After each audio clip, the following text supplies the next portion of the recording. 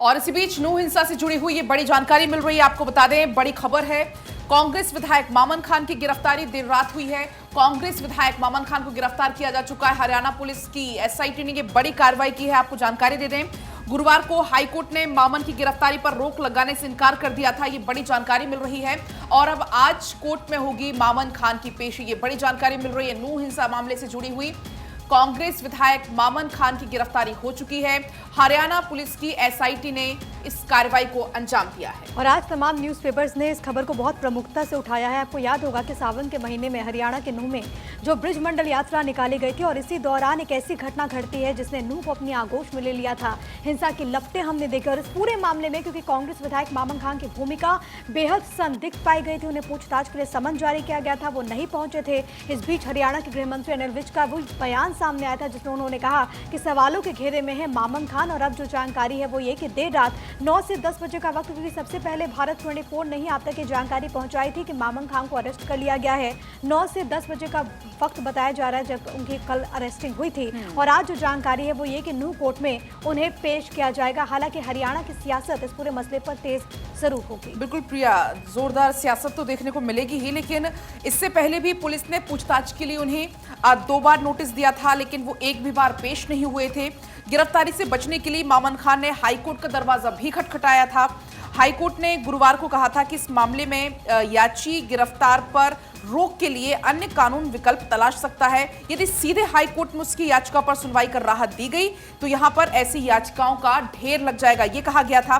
वहीं एक और जानकारी इसमें यह है कि मोनू मानेसर की गिरफ्तारी के बाद से पुलिस पर उनकी गिरफ्तारी के लिए दबाव लगातार बढ़ रहा था और मोनू मानेसर को सोशल मीडिया पर आपत्तिजनक पोस्ट डालने के आरोप में गिरफ्तार किया गया था। आयुषी, और बिल्कुल देखिए, इस पूरे मामले पर सिर्फ अपडेट की बात की जाए तो अब नूह के अंदर कांग्रेस विधायक मामन खान की गिरफ्तारी हो चुकी है। इसी के साथ में अगली खबर का रुख कर लेते हैं।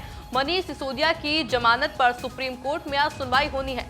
अंतरिम और नियमित दोनों जमानत पर आज सुनवाई होगी। दिल्ली शराब घोटाले का ये पूरा मामला है और ऐसे में देखिए अपडेट, मनीष सिसोदिया की जमानत पर आज सुप्रीम कोर्ट में सुनवाई होनी है। ऐसे में देखिए समझना होगा कि क्या मनीष सिसोदिया को राहत मिल पाती है या फिर नहीं। दिल्ली शराब घोटाले का पूरा मामला और ऐसे के अंदर देखिए लगातार आपने देखा था कि किस तरह से समर्थक प्रदर्शन भी कर रहे थे, राजनीतिक टूल भी इस पूरे मामले ने लिया था और आज सुप्रीम कोर्ट में इस पूरे मामले को लेकर सुनवाई होनी है, क्योंकि इससे पहले भी कई बार सुनवाई हुई है और उस वक्त मनीष सिसोदिया को राहत नहीं मिल पाई थी।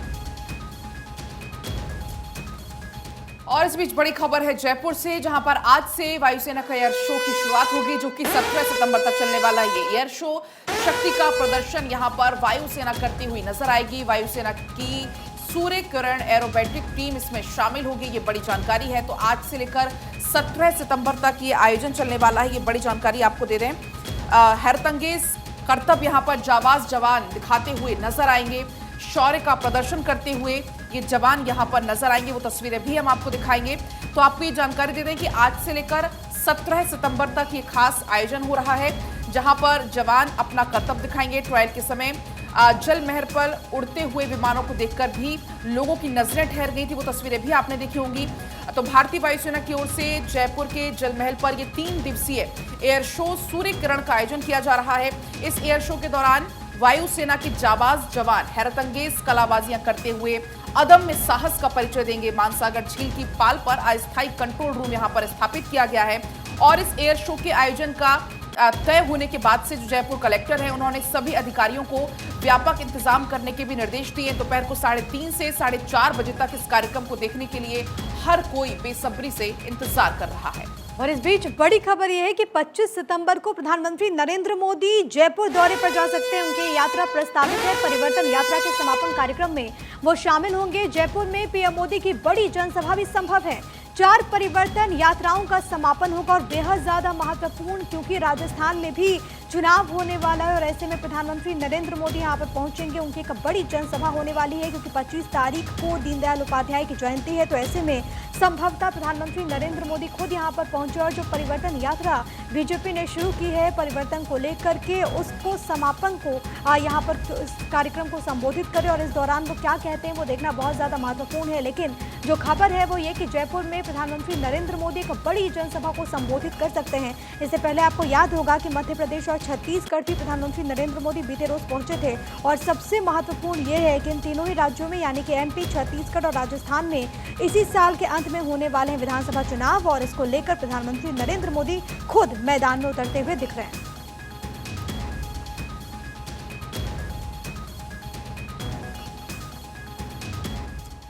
और चलिए इस वक्त की बड़ी खबर का रुख कर लेते हैं। मुंबई में एक बड़ा हादसा चल गया है। आपको जानकारी दी, एयरपोर्ट के रनवे पर फिसला चार्टर प्लेन और ऐसे में विमान के 2 टुकड़े हो चुके हैं और हादसे में 8 लोग ऐसे हैं जो कि घायल हो गए हैं। हालांकि देखिए इस पूरी घटना के बाद में मौके पर अफरा तफरी मच गई है। बड़ी जानकारी, बड़ा अपडेट आपको बता रहे हैं, जहां पर देखिए एयरपोर्ट के रनवे पर चार्टर्ड प्लेन अचानक से फिसल गया और उसके बाद में प्लेन के 2 टुकड़े हो गए। तस्वीर आप देख लीजिए, ये तस्वीर में आप साफ तौर पर वो पूरा मंजर समझ पाएंगे क्योंकि इस पूरे हादसे के अंदर 8 लोग ऐसे हैं जो कि गंभीर रूप से घायल बताए जा रहे हैं। हालांकि देखिए इस पूरी घटना के बाद में अफरा तफरी मौके पर मच गई है और जितने भी लोग घायल हैं उनको तुरंत अस्पताल भिजवाया गया है। बिल्कुल, और इसे न्यूज़पेपर में भी ये तस्वीर निकलकर सामने आई है। इस दुर्घटनाग्रस्त विमान को न्यूज़पेपर में भी दिखाया गया है। आपको ये भी जानकारी दे दें कि 39 उड़ानों को डाइवर्ट किया गया है। हादसे के बाद मुंबई आने वाली 39 ऐसी फ्लाइट्स हैं जिनको डाइवर्ट किया गया है। विस्तारा की 2 और आकाशा एयरलाइंस की 1 फ्लाइट को बेंगलुरु एयरपोर्ट की ओर डाइवर्ट कर दिया गया और ये तस्वीरें आपको हम लगातार दिखा रहे हैं। कई लोग इसमें घायल भी हुए हैं। आपको बता दें कि विमान रनवे 27 पर उतरते वक्त ये फिसल गया और तब की ये तस्वीर आपकी टीवी स्क्रीन पर।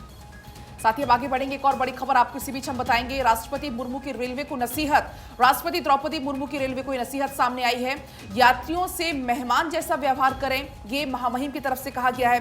रेलवे देश की जीवन रेखा है, तो महामहिम राष्ट्रपति द्रौपदी मुर्मू की तरफ से रेलवे को एक खास नसीहत। राष्ट्रपति द्रौपदी मुर्मू ने कहा है कि आप यात्रियों से मेहमान जैसा व्यवहार करें। और तमाम न्यूज़पेपर्स ने इसको प्रमुखता से तरजीह दी है और इस बात का जिक्र किया है कि कैसे राष्ट्रपति की तरफ से, महामहिम की तरफ से ये सलाह दी गई और ये कहा गया है कि आप जो भी यात्री हैं उनको मेहमान की तरह उनके साथ पेश आएँ। आगे बढ़ेंगे, उपराष्ट्रपति जगदीप धनखड़ भोपाल दौरे पर, इस खबर को भी तमाम न्यूज़पेपर्स ने उठाया है। उपराष्ट्रपति का ये जो दौरा है वो बहुत ज़्यादा खास हो जाता है। MCU के 21 विद्यार्थियों को वो उपाधि देने वाले हैं और ऐसे में देखना बहुत ज़्यादा महत्वपूर्ण होगा कि कैसी तस्वीर निकलकर सामने आती है। लेकिन तैयारियाँ मुकम्मल देखने को मिल रही है क्योंकि अब जो खबर है वो ये कि वो वहां पर पहुंचेंगे और MCU यानी कि माखनलाल चतुर्वेदी यूनिवर्सिटी के जो 21 विद्यार्थी हैं उनको उपाधि वो देने वाले हैं और ऐसे में जो छात्र हैं जाहिर है कि उनकी भी खुशी का ठिकाना नहीं है। उनके बीच उपराष्ट्रपति पहुंचेंगे और उन्हें ये उपाधि वो आज देने वाले हैं। इस बीच प्रिय आगे बढ़ जाते हैं, एक और बड़ी खबर है। BRS नेता कविता पर ईडी की बड़ी कार्रवाई। ईडी ने BRS नेता कविता को तलब किया है।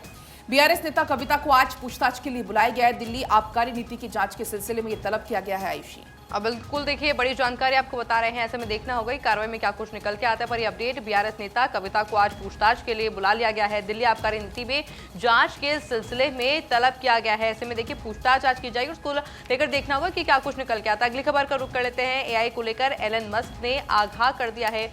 AI का उदय मानव सभ्यता के लिए खतरा बन सकता है, कहा गया है। टेक लीडर्स समिट में US सीनेटर्स से बोले हैं मस्क और साथ ही में कहा गया है कि AI पर लगाम लगाने पर सभी टेक दिग्गज सहमत है, बात कही गई है मस्क के द्वारा। और साथ ही में ये भी कहा गया है कि लगाम नहीं लगी तो इसके गंभीर परिणाम हो सकते हैं। The rise of artificial intelligence AI could be a force of civilisation risk to humanity if the technology continue to be developed without independent oversight. तमाम बातें पलक कही गई है एलन मस्क के द्वारा। आप बिल्कुल आयुषी, जिस तरीके से AI को लेकर कई बार लोग चिंता भी जाहिर करते हैं प्रिया कि AI के आने के बाद लोगों की नौकरियों पर भी खतरा संभव है। तमाम तरीके की अलग अलग इसमें बातें निकलकर सामने, जब से AI का चलन चूंकि ज़्यादा बढ़ा है। अभी हम जस्ट पढ़ भी रहे थे प्रिया, एक खबर भी अभी हमने पढ़ी कि किस तरीके से कंपनी ने CEO के रूप में AI को आगे बढ़ाया है।